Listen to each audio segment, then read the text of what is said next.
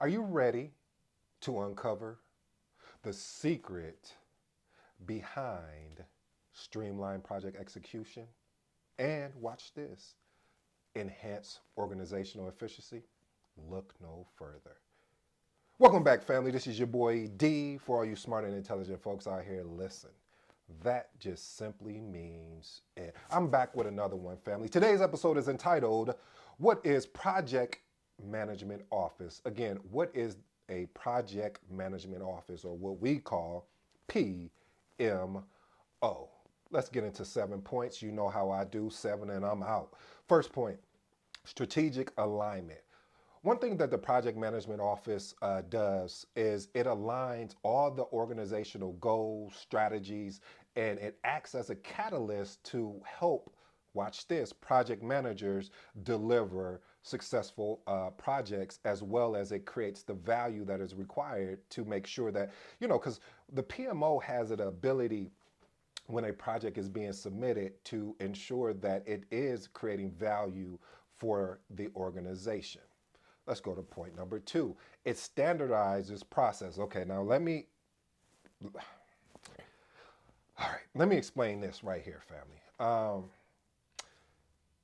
One thing that an effective and a successful PMO does when it comes to standardizing process, it partners with the project managers and project coordinators and program managers. Reason why it does this is because, and I'm talking about the PMOs or the project management offices that are very successful. And success to me defines is that you are giving your project managers, your program managers, and your project coordinators the necessary support by partnering with them. I've seen PMOs where they don't look to partner, they look to dictate, they look to tell you what to do instead of partnering with them, instead of partnering with the resources, like I mentioned, the project manager, program manager, and project coordinator, to understand what's out in the field. See, one thing I loved, I was reading Sam Walton's book about how he built Walmart. And what Sam Walton would do, he would go to his competitor stores and understand kind of what the lay of the land was. Matter of fact, here's even a better one. There's a show that, man, it's one of my favorite shows. I said, one day I will do that. So mark me here. It's called Undercover Boss. And the reason why I love this show is because the CEO of the organization goes down to he gets dressed up, and you can't, they put makeup on him and everything like that where he can't be recognized, and he goes into some of his facilities, or locations, his brick and mortar locations that he has, and he works just like a regular employee with no status except a team member. And what he or she learns along the way is so amazing, and they start asking questions like, why is this not information being communicated back up to me? And I use that quick story to really outline a point of how important it is for the PMO, as well as the project managers and program managers and project coordinators, to be really working together as one. Like, and this leads me, I guess I could go into point number three. Because this will help with the resource optimization. By having a central area for project resources and coordinating their allocation for to make sure they're optimizing the best resources for each of the projects, it minimizes the conflicts of the potential project outcomes. So that's why it's important, family, of when you are if you have a PMO, you should be contributing to the PMO. It's not all the PMO's responsibility and accountability to really partner with you all the time.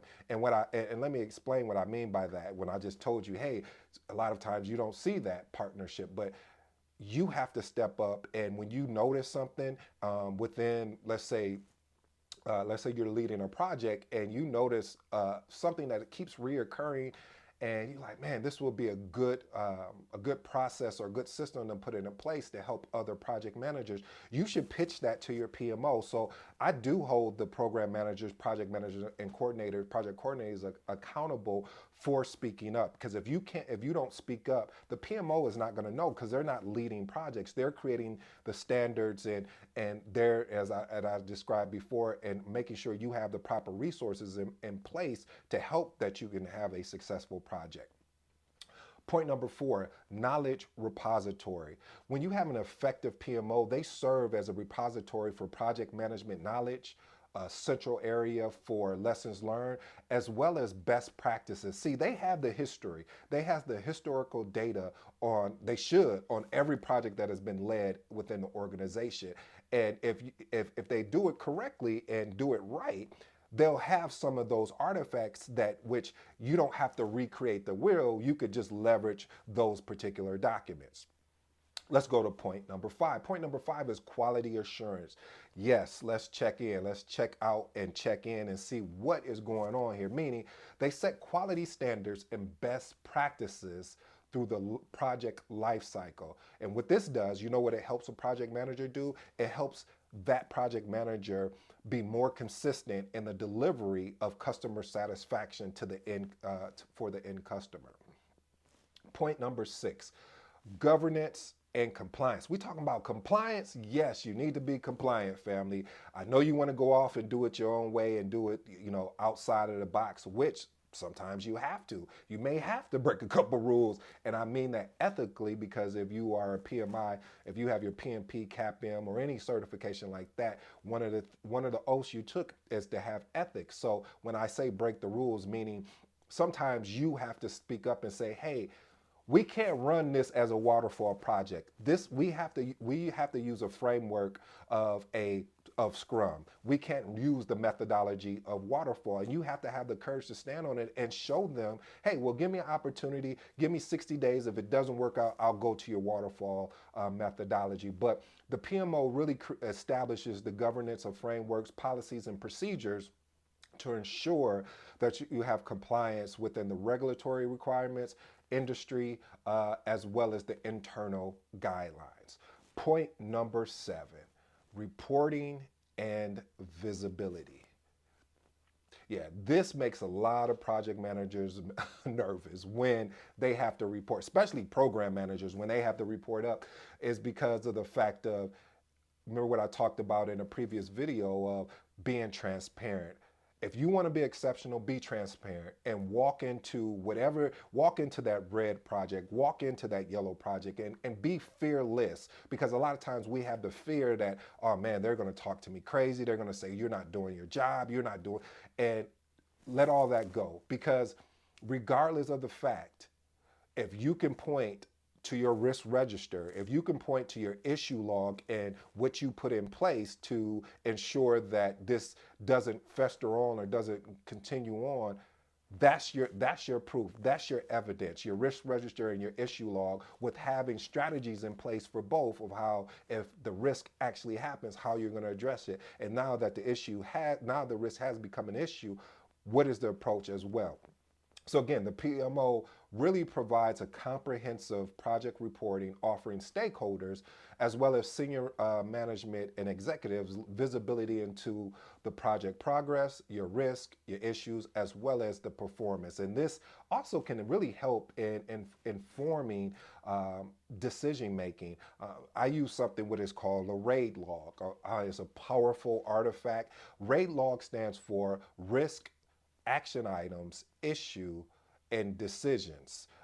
And reason why I like using this RAID log is because I can log my decisions in there when things happen. I can log my action items, risk, as well as issues. But keep in mind, here's the caveat, family.